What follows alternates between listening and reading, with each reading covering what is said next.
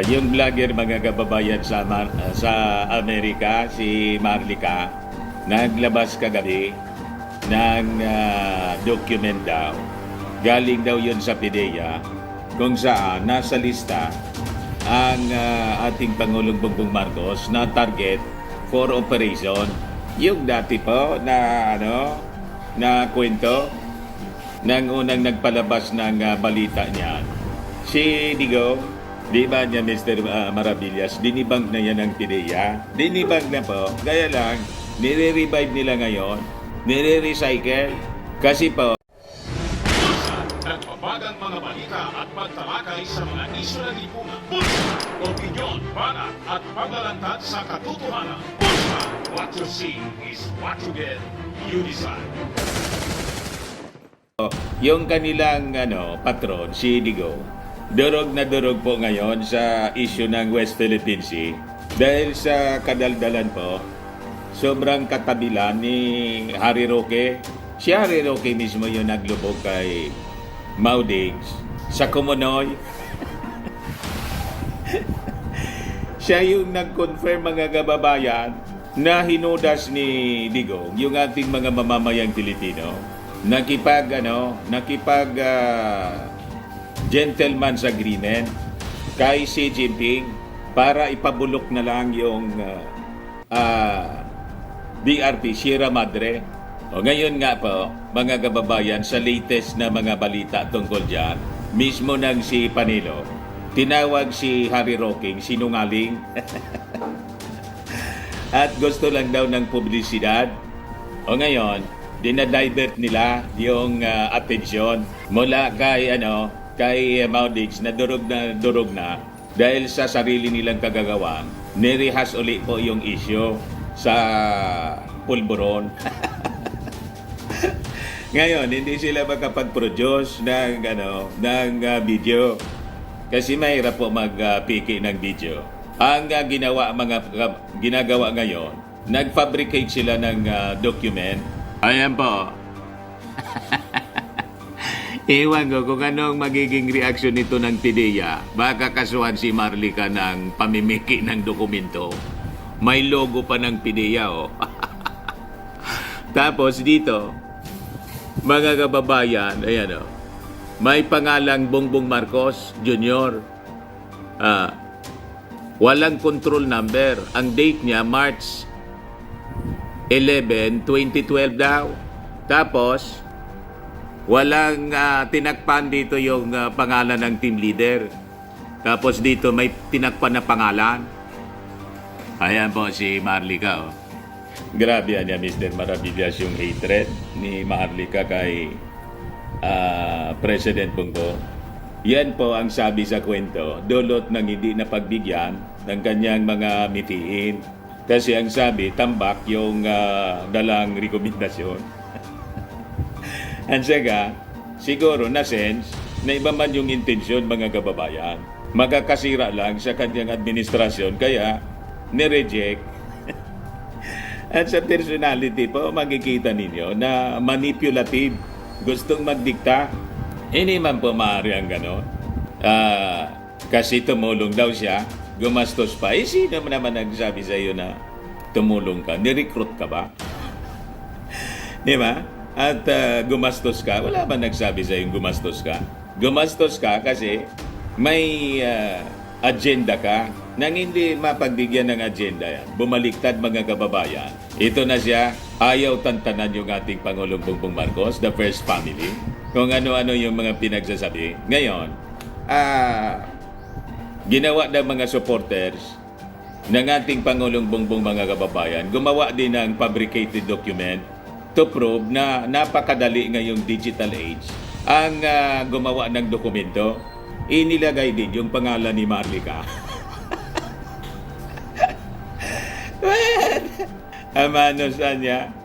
Ito po yung sabi ni Marlica dito. Confirm ang sinabi ni PRRD na nasa listahan si Marcos Jr. ng PIDEA noong panahon ni Noynoy. Ayon sa ating puting ahas, nagipagsabuatan si Kuting at Liz Satanas Jahas sa isang cabinet secretary ni Noynoy para hindi ituloy ang paghuli kay Kuting at sa isang artista na kasama ni Kuting habang sila ay nagpakabangag sa pulburon. Kasado na ng gabing yon ang operasyon ng biglang hinarang ng Cabinet Secretary si Ninoy Noy. Bayan, kayo na ang umusga kung gusto nyo na panatilihin si Bangag sa pulboronic admin. Ialay na But before ko mga kababayan bigay sa inyo yung full story ng mga balitang yan, click subscribe muna dito sa ating YouTube channel and hit the notification bell para lagi po kayong updated sa mga kaganapan dito sa ating bansa. Like and share na rin po ninyo ng ating video at huwag na rin po ninyo na skip yung ating mga commercial ads para tuloy-tuloy lang ang pag-unlad ng bagong Pilipinas. Sa mga naganap ng malinis and spacious fitness gym, pumunta na lang po kayo sa aming Colossal Fitness Gym. We also offer Grab car rental with our brand new 2023 model ng Toyota Innova. We also accept booking for those who are planning to travel via PAL, Cebu Pacific and other airline companies, local and international, and Meralco Bills, Aleco Bills, PLDT, etc. Ang Colossal Fitness Gym is located at 3rd floor Security Bank Building, Lanco Business Park, Legazpi City, Albay.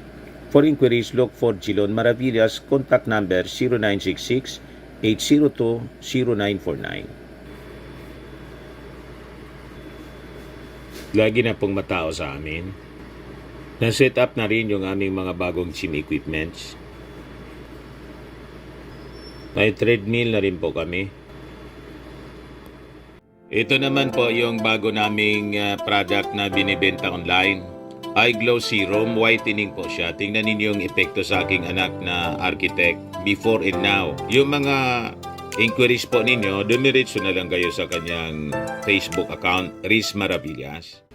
Ito naman po, Firmax Firming and Lifting Cream, pinapahid po sa mga pulses and affected area. Mainam po siya sa mga pains, mga paninigas na mga kaso-kasuan.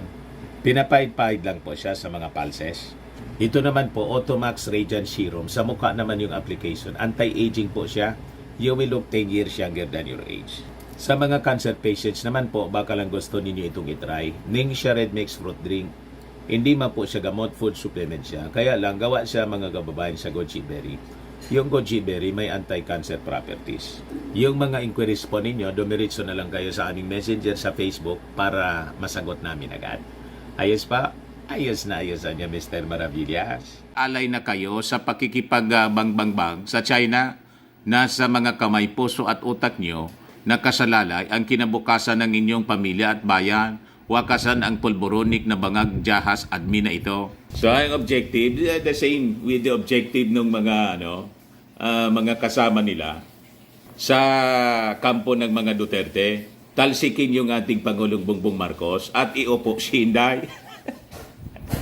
Gamit yung mga black propaganda at mga paninira, yung mga strategy po nila. Ang bababaw, sino man maniwala sa ganyang mga gawa-gawang dokumento po na napakadaling gawin. Ay, ito ang ginawa ng mga supporters ng ating Pangulong Bongbong, si Mami Peng.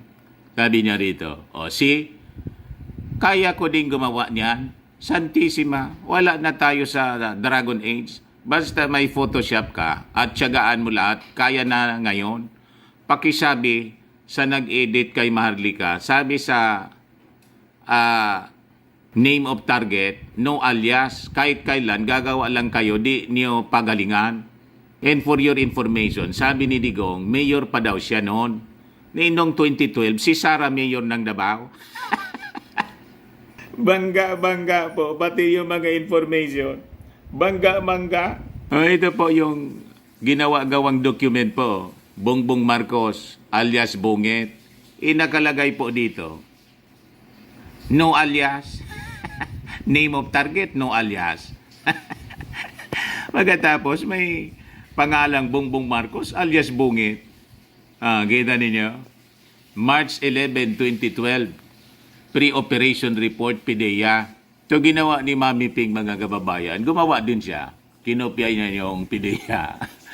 The same document, kinopya niya. Tapos, tinagpan yung pangalan ng ating Pangulong Bongbong Marcos na isinulat, pinalitan ng Claire Eden Contreras alias Maharlika. to prove po, mga kababayan, na napakadali ngayon mag-fabricate, gumawa-gawa ng dokumento. Nasa digital age tayo, AI, yung kwento po nitong sabi na nasa lista yung ating Pangulong Bongbong Marcos, yung kwento ni Digong, mismo na yung PDEA, yung nagpasinungaling po, pinasinungalingan na po siya ng PDEA mismo. Ayan po, sabi dyan, PDEA, President Ferdinand Marcos Jr. was never in our watch list, contrary to the statement of former President Rodrigo Duterte, claiming that when he was the mayor of Davao, he was shown evidence by PDEA that in the list, the name of the president was there. Former President Duterte was mayor of Davao from 1988 to 1998, 2001 to 2010, then 2013 to 2016.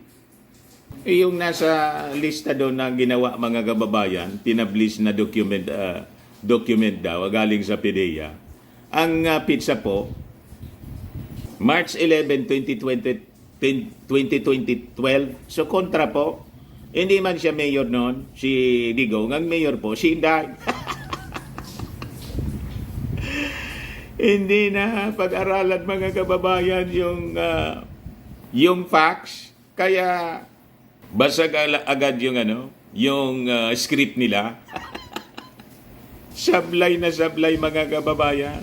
Kaya sabi ng PDEA, based on all the foregoing facts niya, the PDEA asserts that President Marcos Jr. is not in was never in the watch list. Saka mga kababayan. Tapos si Glenn Chong po, tropa nila po. Post agad din po, oh. There's no option left for Bangag but to resign now. Bangag resign now. Naniwala din sa sa faking document, fabricated document mga kababayan ni Marlica. Makagaan niya Mr. Maravilla, sila yung gumawa-gawa niya. Magkakasama sila. Sanay sila sa pagsisinungaling mga kababayan. Kaya sabi ng mga nag-react dito, sabi ni Lovely Charm, ang abogagong nawala ng kredibilidad dahil lang di na-appoint. Akala ko matalino to dati, obob din pala siya. Nakisakay din itong abogado, di mo na tinignan kung totoo yung papel, edited. Glenn Chong, attorney engot, obob, wala ng kredibilidad, kupal mo, Glenn Chong, nakakadiri ka. Binagbaga ng mga netizens po. Sabi ni Marilo Peralta Lacca, ikaw ang bangag, Marlo ka, baliw, sige galingan mo pa, pagawa mo ng istoryahin mo. Sus ko po, nakakaawa na sila. Nakakatawa, ginagawang katawa-tawa at kaawawa ang mga sarili nila, kakasuka. Walang maniwala. Sila na lang po ang naniniwala sa kanilang mga kasinungalingan. Pero sabi ko nga mga kababayan, abilidad din yon. Abilidad din po yung ikaw mismo gagawa ka ng kasinungalingan tapos yung kasinungalingan na gawa mo mismo, paniniwalaan mong totoo. Hindi ba? Isang abilidad din po yon. Abilidad ng mga estupido. Ayan man lang po mga kababayan yung short video natin. Ako po si Dante Maravillas. Bye-bye po. God bless.